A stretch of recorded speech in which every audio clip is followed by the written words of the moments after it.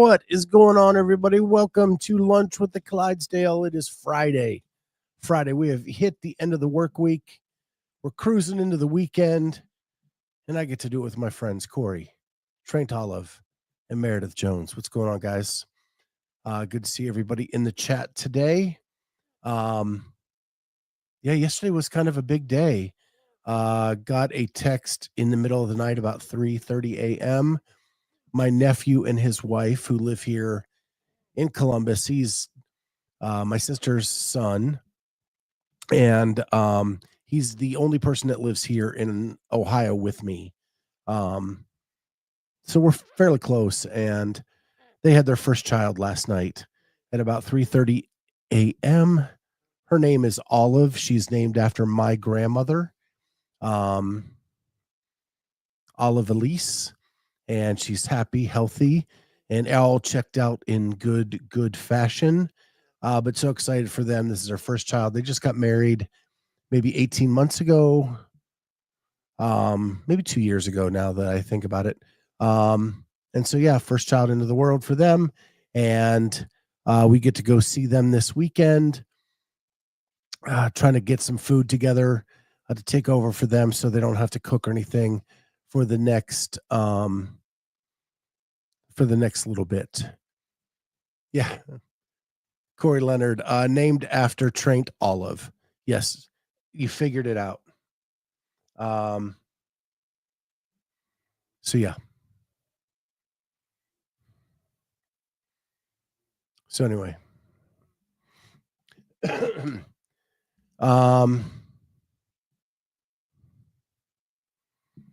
Raise your hand if you're sneaking this in at work. There you go. Just helping you get through the workday. So anyway, yeah, it's Friday. We're going into the weekend. Really excited. Don't have a lot on the agenda today. We had the new baby, and then I'm going to talk a little bit about Will Moorad on Coffee Pods and Wods. And other than that, I'll just answer any questions you guys may have for me. So with that, I watched the Will Moorad on Coffee Pods and Wods. The question came up about the exclusivity rumor that I talked about a couple weeks ago. And this is where, like, I get a little weirded out a bit with the whole thing. I know that the couple sources I have that told me that have no connection to each other, except for the fact they're connected to the WFP. So they are connected to the WFP. They told me that it's been discussed. They told me that it was almost an inevitability for next season. And they don't have any connection to each other, really. So when they say that, like, these things are made up, they're not made up. Like, I would not say it unless I had a couple sources in the same direction, or something like that. I don't just make this stuff up. Now, maybe they thought better of it and didn't, and decided not to go with the exclusive route. But I am telling you, at the age group CrossFit Games, I was told by different people that they were looking to go exclusive next year. And why would they tell me that if they weren't? So, Sarah Cooper, I saw you're going on Chris's show. Have you ever been interviewed before? Yeah, I've been on a handful of podcasts before. I was on Savon. Gosh, I've been on Julie Foucher's. Yeah,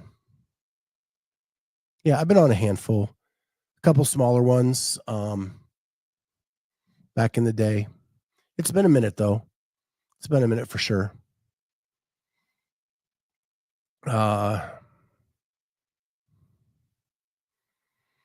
Depending on the tour dates, they may be semi-forcing it if there's too much crossover with the CrossFit season. Yeah, the one thing that, like Will said yesterday, is quarterfinals came out, and the dates for that from CrossFit, it actually interfered with one of their tour dates, and they've already moved their tour date away from CrossFit quarterfinals, which is pretty um amazing, considering that, in my opinion, in my thought process, it means they're finally figuring out that they're getting some self-awareness, that if they try to go up against um CrossFit in the quarterfinals, they'll lose out on some stuff. And so the fact that they moved that already shows me that at least they're becoming more self-aware of that effect on their season.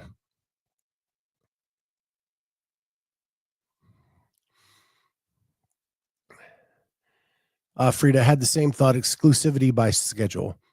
Yeah, I will tell you, the details I was given by people were like financial, how much, and it would be contractual, not by schedule. But again, they are coming out and saying they're not going exclusive. I guess we'll respect that at this point. Maybe that they've realized they can't really do that logistically. Um, I'm just telling you, the sources I had were really good. That's all. Um, yeah, Vicky, I saw that Amy Kringle was out for Rogue. Was she invited and then out? Um, it's hard to keep up when they do the announcements like 2 a day for multiple days.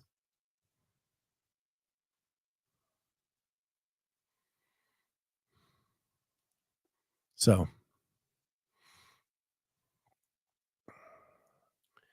um,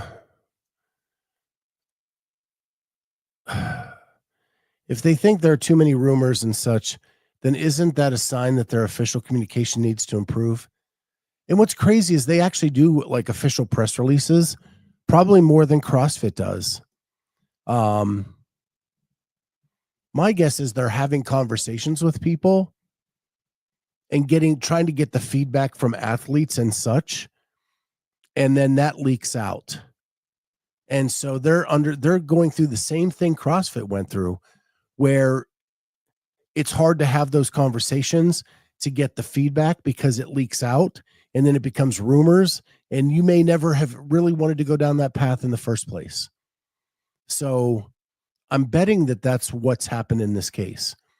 They were just trying to get a feel from some of the athletes. If we went in this direction, would you be inclined to go in this direction with us? And by asking that question, it's leaked out, and now they're trying to squash the rumor because they decided not to go in that direction. But it probably was a discussion, and that's why it's out there. So, Sean in Oregon, the only way to win this competition game is to put down the best competition. That's probably it.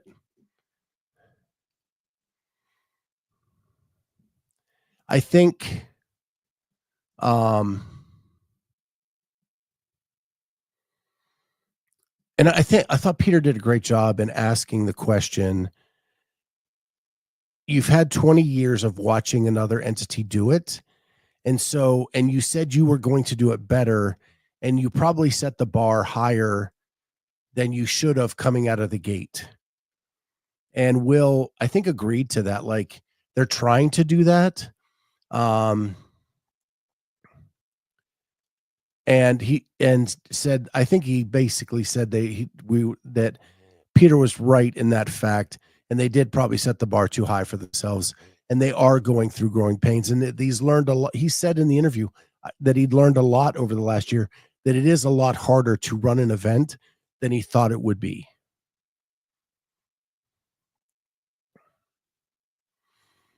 Esther Serve. It was Will's first interview where he was less little less tight and cagey. I agree. I thought he was joking around with Peter a little bit. And I think he needs to continue in that vein if they're going to be successful.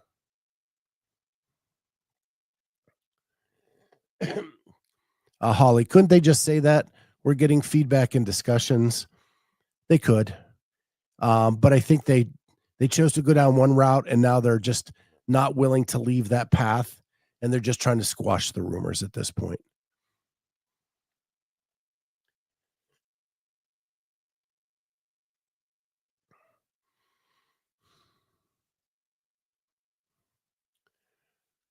So anyway, the other thing that was kind of pointed out to me by somebody is that the talk about Saxon being his best friend, Saxon leaving the company, and someone asked me, do I think that that is real? And I do. I really do think that that is real. In my discussions with Saxon after he left WFP, I got more the inclination that he wasn't in agreement with the overall direction of the company. And while Will might be the face of the sport, I don't think that's who he had the issue with. I think he had the issue with the direction of the company. Now, Will saying that he wanted that Saxon wanted to come back and compete. Saxon did not tell me that outright, but that makes sense. It meets the test of what I think Saxon would want to do. And since he tried to qualify for Rogue immediately, it makes sense that he would want to compete again. But I do think that they are good friends. They're basically neighbors in Nashville, and they were friends before this whole WFP thing. And I think that's why Saxon signed up. But then it was going in a direction that I don't think he cared for as a company. And he wasn't upset with Will specifically, but with the executives and the direction that they were trying to take the overall company. And hopefully in the next couple weeks, I can have him on and we can ask him that stuff directly and get that back from him.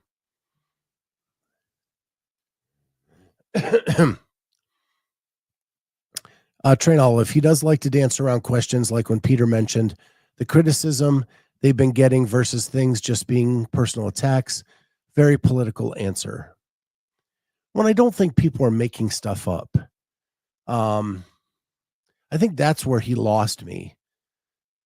He lost me on the two fronts of mental health, and he lost me on the front of making things up. Those two things he lost me on. And because I don't think anybody in this media space tries to make things up. I don't think their reputation would suffer way too much to make stuff up. Like the Barbell Spin does not want to mess with his reputation, and would never. I don't think he would ever make something up and risk being the most reliable news source in the space. Like that would just be stupid on his part, and he's not stupid by any means. He's very smart, and I don't think he'd make things up. And I know that I did not make up the rumor that I said. I talked to people very close to the WFP who said that this was something that was said. So that's the part that really kind of ruffled me a little bit.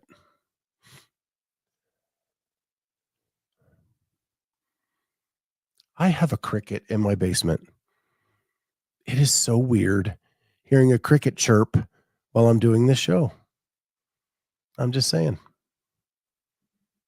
I think it came in through my laundry room. That is weird. Anyhow, as we go into this weekend, any questions for me as we go in? It's been like a really slow news week.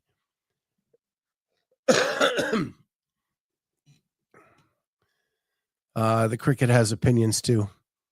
Yeah. If I start to understand it, then maybe I need to figure something out.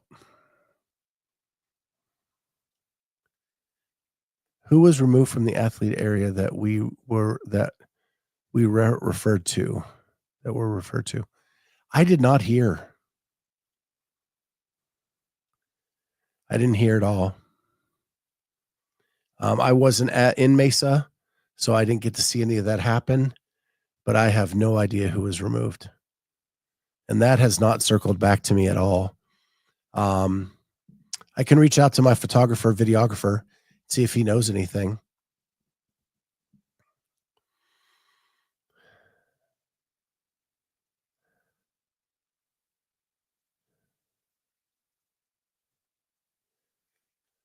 Um, Reminds me of home. My parents always had crickets in the house. Yeah. I mean, I grew up in the woods. I'm used to crickets. But here I don't think I've ever got one in the house. In the garage a lot, but never like in the basement. I don't maybe I haven't. I just didn't notice because I didn't wasn't doing podcasts then. So Sean in Oregon. Scott, I want to turn your question to athletes on you. What is your why? What is my why? My why for doing this is pretty simple. I grew up wanting to be a sports broadcaster. I have always wanted to be a sports broadcaster.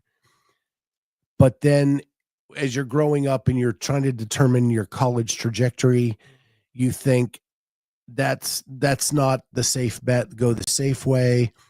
So I got a business degree, a master's in business, and went into the business world.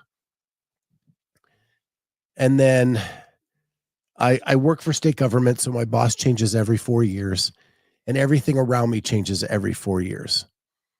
Um, and I was just getting depressed about it, and I thought I'd started doing my gym's podcast, and I really was finding a lot of love for it. And I thought, why not just create a YouTube channel, throw myself out there, and start this thing up? And this is my dream. This here is my dream. Getting on air, talking about sports, talking about CrossFit, sports in general, entertainment, all those kinds of things to an audience has always been my dream. And I gave up on it 30 years ago. And now at 49, I decided to try again. And now 6 years later, it's my happy place. It's where I go when I want to um, leave the world behind and be happy and just talk about goofy CrossFit stuff. And that's what's so crazy about all this stuff going around. Everybody takes it so seriously, but we're just talking about CrossFit. We're just talking about CrossFit. So anyone, so yeah, that's my why. It's my happy place. It's my detachment from the real world. We'll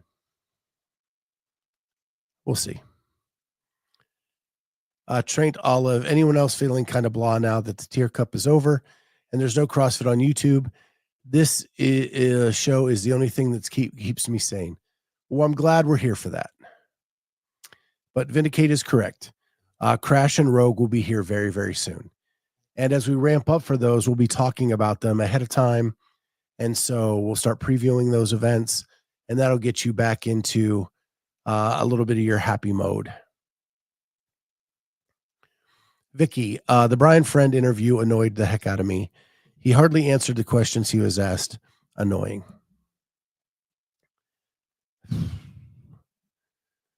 I've really stayed out of the Brian thing. I just don't know where to put it.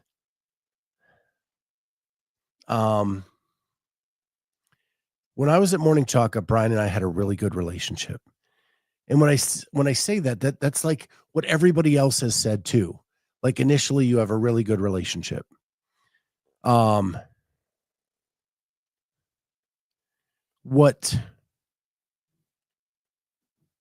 What's happened over the last few years is just very, very confounding for me, because it's very different than what I knew of him 5 years ago or whatever, or 3 years ago, whenever it was. Um, so I just I don't know where to put it. So it's very, very hard for me. Um, and that's why I haven't really talked about it a lot on air, because I don't know where to put it. But I've seen things lately that just don't make sense to me. He has sent me messages that don't make sense. Um, and so I'm just at a loss for where to even categorize it. Um, so yeah.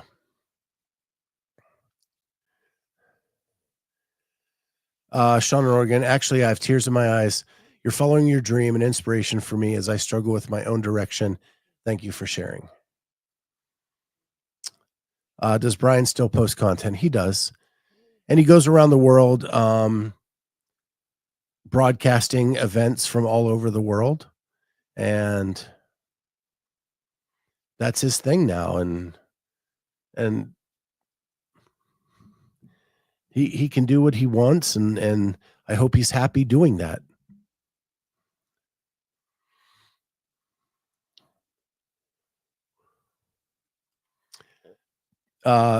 Train Olive, thanks. Vindicate. Patience is a virtue I do not have. And then he responds, just wait till the start of the new year, and there's nothing until the open. That is going to be a big lull. Yeah, the only thing I think we have at all in that start of the year to the open is TFX. And they don't really broadcast from TFX. So that makes it really difficult to even follow or talk about, because you can't really see what's going on there.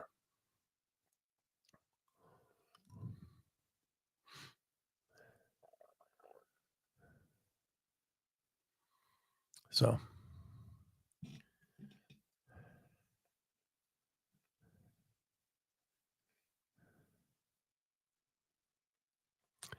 Sarah Cooper, I think Sprague is hosting something in November. He said on Spin, yeah, he's hosting the Mode Classic, which is a facility where he lives. And he's trying to make it like a semifinal level competition for those athletes trying to get exposure. And he's trying to make it a decent payout. But he's building from scratch. And I guess he's got the RX division's already full, and he's trying to fill the elite division.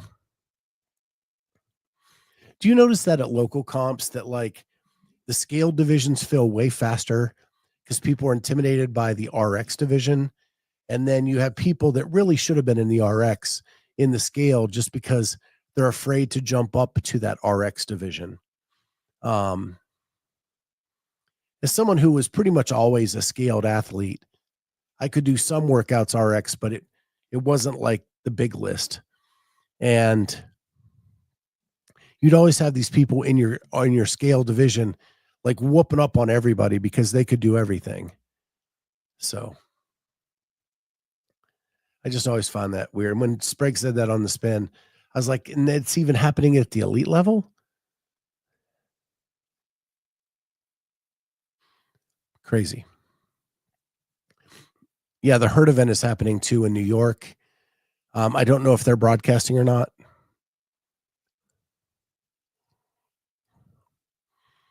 If the WFP were smart, they'd put Tour Stop 1 in late January, early February. Couldn't agree more. That is an open space that they would have huge numbers, probably.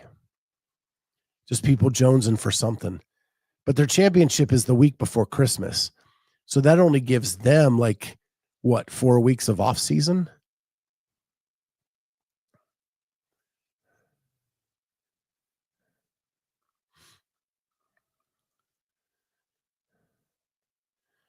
Joseph Ramirez, HerdFest is the 22nd of November. Savon is broadcasting, I think. That's cool. Freedom, most competitions tend to have huge strength gap between the divisions. Agreed. But I do think there are like those RX athletes who do kind of um go down into the scale just because they're intimidated. So I just looked up mode. It's November 13th through the 17th is the online qualifier. The main event is January 10th to the 12th.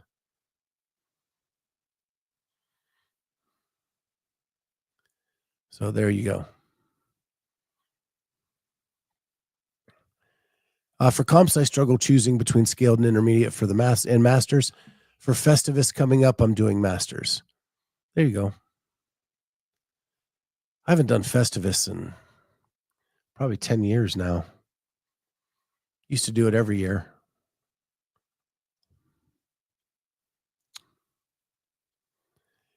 Well, I don't have much for today, guys. That's going to be about it. This weekend's going to be college football tomorrow, pro football on Sunday, and then going to see this new baby that my nephew and his wife just had last night, and going and snuggling on her. Other than that, that's about all we have. Sarah Cooper asks, how's my training going lately? Right now, it's going okay. I'm going through a lot of testings on my lungs and my sinuses, trying to figure out what's been going on there. But I had pneumonia a couple weeks ago. Now that that's gone, my intensity has been able to be ramped up a little bit. And working out with my wife a little bit, trying to help her get rehabbed a little bit as well. But yeah, hoping that I have ear, nose, and throat appointment on Monday, and so I won't be doing a show Monday because I'll be at that appointment. And then I have a pulmonology test. I've already done the test. I have to meet with the pulmonologist in October. And then once I have that back, hopefully we'll have some answers to what's been going on overall with my sinuses and the coughing that I do and all that kind of stuff. Just trying to get all that cleared up. With that, guys, hope everybody has a great Friday afternoon, and we'll see everybody next week. We'll be here for Sunday Night CrossFit Talk. So join us Sunday night, Jamie, Carolyne, myself. And Carolyne, I don't know if you guys saw, but she won the Service Cup Open, whatever it's called, for teachers. She won the teacher division. So super proud of her and well-deserved for her. And we'll probably talk about that a bunch on Sunday night, as well as other things going on in the space. We'll see everybody next time on Lunch with the Clydesdale. Bye, guys.